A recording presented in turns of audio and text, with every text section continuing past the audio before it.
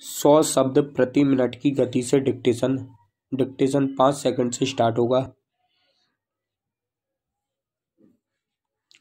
Yes start. सभापति महोदय, मैं आज इस वित्त विधेयक का समर्थन करने के लिए खड़ा हुआ हूँ। माननीय वित्त मंत्री जी ने इस सदन के सामने जो विधेयक प्रस्तुत किया है, मैं उसका समर्थन करता हूँ और उस पर अपने विचार सदन के सामने रखना चाहता हूँ। हमारे दल की ओर से और विरोधी दल की ओर से इस विधेयक के बारे में बहुत ही बातें कही गई हैं। मैंने उन बातों को ध्यान से सुना है और उन पर गौर किया है।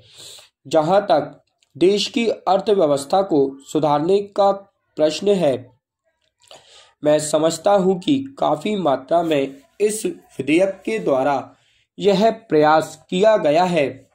माननीय वित्त मंत्री जी ने बहुत सोच समझकर इस बिल को प्रस्तुत किया है और देश की अर्थव्यवस्था को सुधारने के लिए जो कुछ भी समय हो सका है वह उन्होंने करने का प्रयास किया है।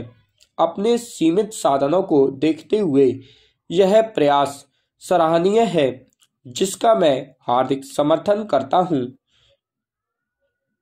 महोदय, पूर्वी उत्तर प्रदेश के लिए मैं एक बात आपके द्वारा माननीय वित्त मंत्री जी से निवेदन करना चाहता हूं और वह यह है कि वहां के ज़्यादातर लोग खेती करने वाले हैं, खेतीहर मजदूर हैं। वहां पर कोई बड़ा उद्योग भी नहीं है। जो छोटे मोटे उद्योग वहां पर चल रहे हैं, उनसे वहां की समस्या हल होने वाली नहीं है।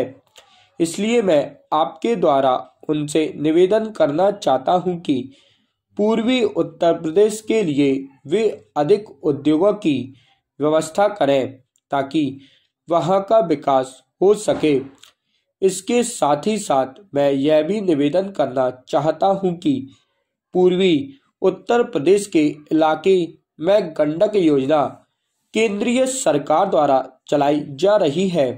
अगर उसमें बिजली पैदा करने की योजना जल्दी से जल्दी तैयार हो जाए तो वहां पर ज़्यादा से ज़्यादा उद्योग लगेंगे और वहां का विकास होगा।